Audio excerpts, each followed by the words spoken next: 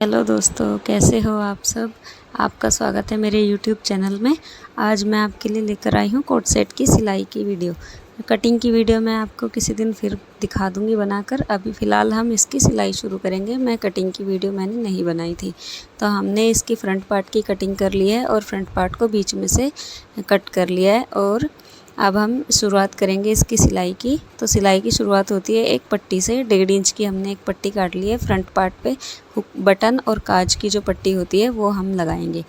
ये हमने एक 1.5 इंच की पट्टी काट ली है। एक हिस्से पर हम ये पट्टी लगाएंगे और दूसरी तरफ दूसरे जो फ्रंट पार्ट का जो सेकंड पार्ट है उसको हम अंदर की तरफ ऐसे ही मोड़ देंगे। तो मैं आपको मशीन पर सिलकर दिखाऊंगी। पूरी वीडियो आप मेरी वीडियो में बने रहें और आपको अच्छे से फिर समझ आ जाएगा कि कैसे हमने ये पूरा कोट सेट सिला है।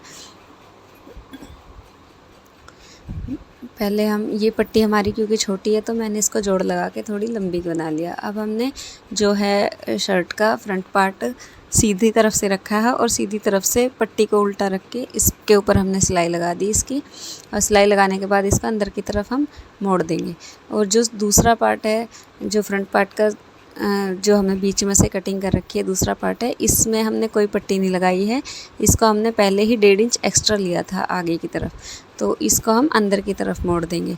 अंदर की तरफ ऐसे ही सिलाई कर देंगे इसकी। और सिलाई करने के बाद दोनों तरफ की हमारी जो है काज और बटन की पट्टी तैयार हो जाएगी। ये हमने जो सीधी तरफ से सिलाई लगाई थी जिस पट्टी पर, इसे भी हम ऐसे अंदर की तरफ मोड़ देंगे। अंदर की तरफ मोड़ने के बाद इस पर सिलाई लगा देंगे इस तरह से।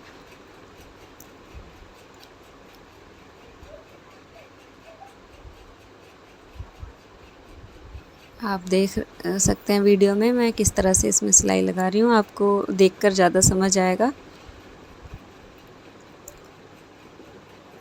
दोनों तरफ की पट्टी तैयार करने के बाद अब हम इसके गले की कटिंग करेंगे। जो फ्रंट साइड का गला है वो हम कटिंग करेंगे उसकी। तो गले की चौड़ाई 2.5 इंच होती है नॉर्मली, पर हम कॉलर वाले में हमें इसका क्योंकि बड़ा वाला कॉलर बनाना है, जो शर्ट के कॉलर होते हैं वो वाले, तो हम इसमें 2.5 से 2.25 इंच की आराम से ले सकते हैं चौड़ाई। और लंबाई मैंने ली है इसकी 4 इंच, क्योंकि हमें 3.5 इंच का तैयार गला चाहिए।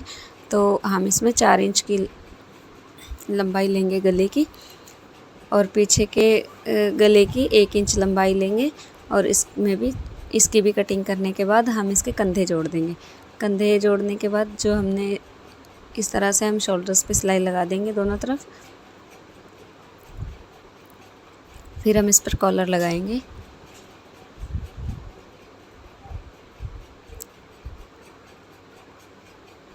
इस तरह से अब हम इस पे कॉलर लगाएंगे। कॉलर में मैं बुकरम वगैरह कुछ नहीं लगाऊंगी क्योंकि हमें इसके बिल्कुल सॉफ्ट कॉलर बनाने हैं।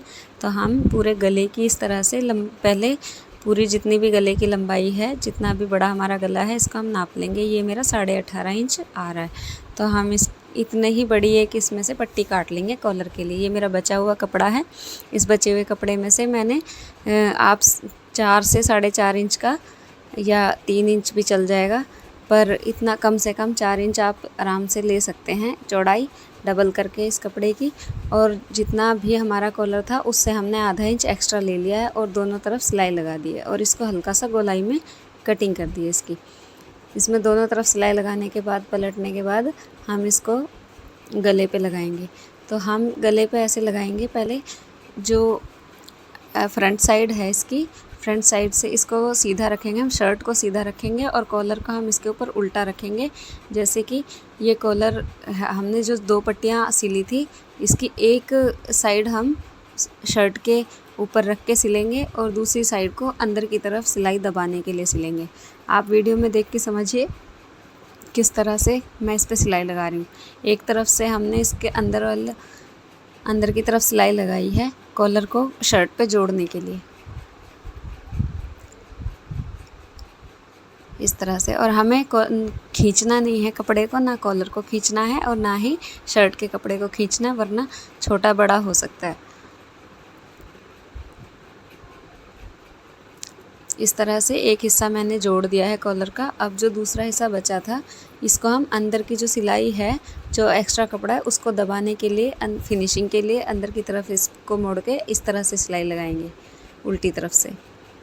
इसके किनारे किनारे पे हम सिलाई लगा देंगे इस तरह से।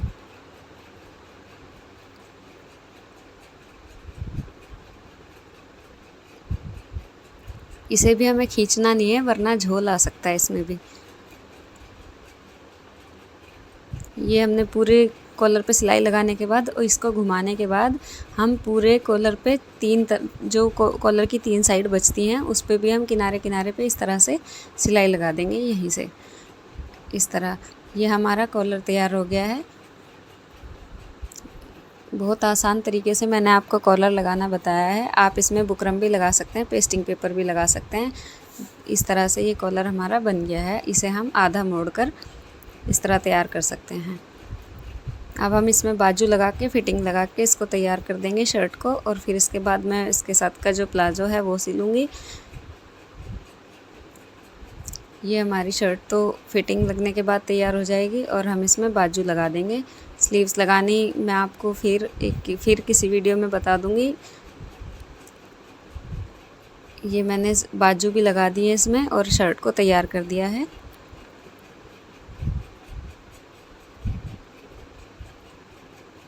इस तरह से ये पूरी शर्ट जो है तैयार हो गई हमारी। अब बस इसका प्लाजो सिलना बाकी है। अभी मैं आपको इसका प्लाजो भी सिलकर दिखा देती हूँ। और मैंने प्लाजो की भी कटिंग की वीडियो नहीं बनाई है क्योंकि ये प्लाजो मैंने थोड़ा अलग तरीके से कटिंग करी है इस प्लाजो की। अभी आप फ़िलहाल इसकी सिलाई देख सकते हैं। सिलाई भी अलग तरीके से होती है इसकी। ये फ्रंट पार्ट है और ये दूसरा बैक पार्ट है। तो इसको हमें ऐसे सिलना है। हमें बैक पार्ट को सीधा रखना है और फ्रंट पार्ट को इसके ऊपर से उल्टा रखने के बाद आसन की तरफ से सिलाई लगाएंगे। पहले लंबी सिलाई लगाएंगे जो बीच की सिलाई होती है। हम पहले आसन नहीं जोड़ेंगे इसमें, आसन हम बाद में जोड़ेंगे। पहले बीच की सिलाई लगाई हमने, फिर हम साइड की सिलाई लगाएंगे जो हमारी साइड में सिलाई आती है इस तरह से। इसमें ध्यान रहे एक फ्रंट पार्ट है और एक बैक पार्ट है, तो इन दोनों को हमने ऐसे सिला है। इसी तरह हम दूसरा जो पैर है प्लाजो का वो भी उसी तरह से सिलेंगे, पर पहले हम उसमें जेब लगाएंगे उसे सिलने से पहले, क्योंकि वो जिस सीधे हाथ पे हम जेब लगाते हैं तो उस साइड का पहले हम बस इसमें बीच वाली सिलाई लगा के छोड़ देंगे और दूसरी तरफ जो साइड वाली सिलाई लगाएंगे उसमें पहले हम जेब लगाएंगे, फिर उसके बाद वो साइड वाली सिलाई लगाएंगे। तो अभी मैं आपको जेब लगानी भी इसमें दिखाऊंगी कैसे, कितना आसान तरीके से मैं आपको जेब लगानी बताऊंगी। आपको बहुत अच्छा लगेगा, बहुत आसान लगेगी। जितनी भी हमारा लास्टिक का कपड़ा है मोड़ने का वो छोड़ा हमने, 3 इंच हमने छोड़ने के बाद 6.5 इंच हमने जेब का जो मुंह होता है जिसमें हम हाथ डालते हैं उतना ले लिया। 6.5 इंच हमने निशान लगा दिया 3 इंच ऊपर से लास्टिक का छोड़ने के बाद। अब इस बचे हुए कपड़े में से हम एक जेब की कटिंग करेंगे। पहले हम 6.5 इंच जेब के मुंह पे निशान लगाएंगे और इस जेब को हम गोलाई में भी बना सकते हैं और चौकोर शेप में भी बना सकते हैं। 14 इंच लंबी हम इस जेब की लंबाई लेंगे और 6.5 या 7 इंच चौड़ाई लेंगे डबल करके। इस तरह से आप देख सकते हैं मैंने इसको राउंड शेप में बनाया है। शेप देने के बाद इसकी हम कटिंग कर देंगे अलग अलग। आधा इंच हमें सिलाई में दबाने के लिए इसके मुंह की तरफ से सीधा कटिंग करना है इस तरह से। अब हम प्लाज़ो रखेंगे और प्लाज़ो का जो आगे और पीछे का जो हिस्सा है ये 2 हिस्से हैं। एक जेब का हिस्सा हम आगे वाले पे जोड़ेंगे और दूसरा हम पीछे वाले पे जोड़ेंगे। 3 इंच ऊपर से हमने छोड़ा है और 6.5 इंच का हमने इसका मुंह बनाया है। इस तरह से हम आधा इंच की सिलाई लगाएंगे, दोनों तरफ जोड़ देंगे इस जेब वाले कपड़े को इस तरह से।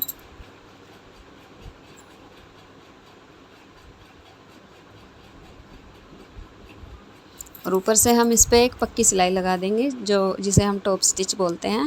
पक्की सिलाई लगाने के बाद क्या है कि ये जेब बाहर की तरफ नहीं निकली रहेगी। बार बार जैसे आप हाथ डालोगे तो ये बाहर की तरफ नहीं आएगी हाथ के साथ, और इसमें फिनिशिंग भी दिखेगी। इस तरह ये हमने जेब लगा दी है दोनों तरफ। ये बहुत आसान है, आप भी ट्राई ज़रूर कर सकते हैं। अब हम इसकी साइड वाली सिलाई इस जेब के साथ ही लगाएंगे। हम यहाँ से शुरू करेंगे इस सिलाई को और जेब के ऊपर से घुमाते हुए लेकर जाएंगे। इस तरह से घुमाते हुए पूरी जेब को इसके साथ ही सिल देंगे।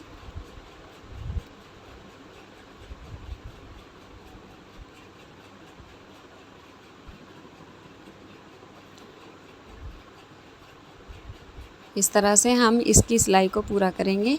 ये साइड वाली सिलाई और सीधे हाथ पे जो हमारी जेब होती है वो जेब भी साथ साथ लग जाती है इसी सिलाई के साथ। हमने सिलाई लगा ली और ये हमारी जेब भी तैयार हो गई है। आप देख सकते हैं कितनी अच्छी जेब बनी है हमारी और आसान भी बहुत है। अब हम आसन जोड़ेंगे। आसन हमें लास्ट में जोड़ना है। हम आमने सामने रखेंगे दोनों पार्ट को और हम बीच वाली जो सिलाई है उसको मिलाएंगे और फिर हम गोलाई में करते हुए सिलाई लगाएंगे। इस तरह बीच वाली सिलाई लगाने के बाद बीच वाली सिलाई को जोड़ेंगे, आपस में मिलाएंगे। मिलाने के बाद पूरा कपड़ा ऐसे मिला के और गोलाई में सिलाई लगाते चले जाएंगे इस तरह से। इस तरह सिलाई लगाने का फ़ायदा आपको एक ये भी है कि जो आपने देखा होगा किसी किसी के पजामे बीच में से उठे हुए रहते हैं, तो इस तरह आसन जोड़ने से जो है बीच में से जो प्लाज़ो उठता नहीं है। कभी भी आप प्लाज़ो सिलो तो हमेशा आसन की सिलाई इसी तरह लगाएं। इससे क्या है कि प्लाज़ो बीच में से उठता भी नहीं है और उधड़ते भी नहीं है। उसमें म्यानी लगाने की आपको ज़रूरत नहीं पड़ती। हमने इसमें डबल सिलाई लगा दिया आसन में मजबूत करने के लिए। अब हम इसमें इलास्टिक डाल देंगे। जितनी भी हम नाप के हमारा जो मेज़रमेंट है इलास्टिक का उसी हिसाब से नाप के मैंने 14 इंच की इलास्टिक इसमें लगाई है। इस तरह से इलास्टिक लगा देंगे और नीचे की तरफ से इसको फोल्ड कर देंगे। जो हमने 1.5 इंच एक्स्ट्रा कपड़ा लिया था इसकी नीचे से मोड़ने के लिए